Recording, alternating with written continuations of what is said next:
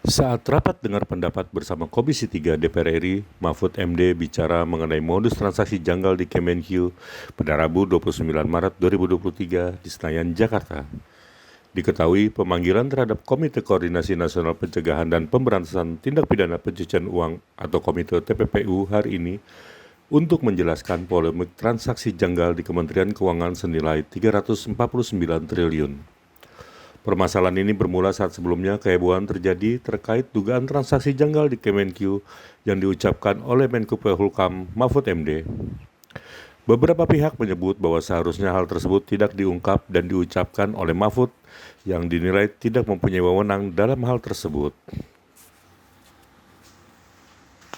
Dalam kesempatannya pada rapat dengar pendapat hari ini, Mahfud MD menjelaskan selama sesuatu hal belum didasari oleh undang-undang dan aturan semestinya, hal itu tidak sama sekali masalah.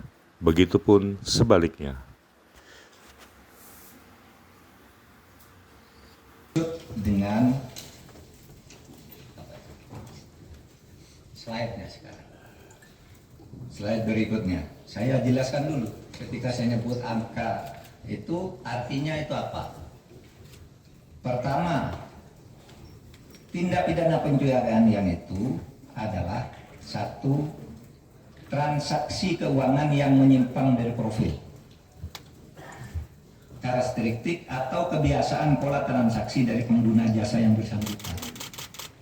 Kalau profilnya menteri, kira-kira pendapatannya berapa?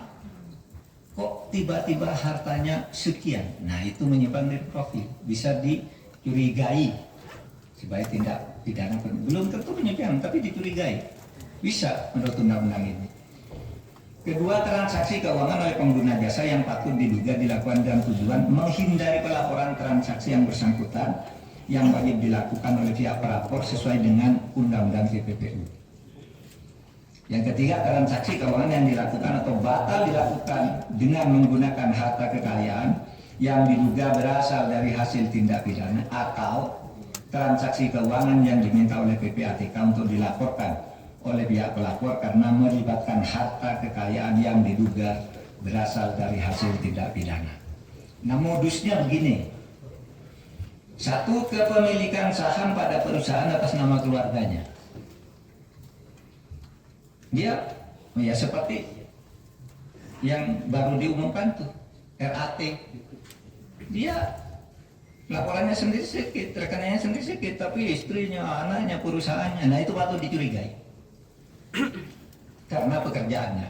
Apakah itu betul pencucian? Nanti dibuktikan, tapi itu sudah memenuhi syarat. Yang kedua, pemilikan aset berupa barang bergerak maupun tidak bergerak diatasnamakan pihak lain, disimpan di tempat lain. Sekretaris Mahkamah Agung itu punya mobil mewah berapa, mobilnya disimpan di tempat lain,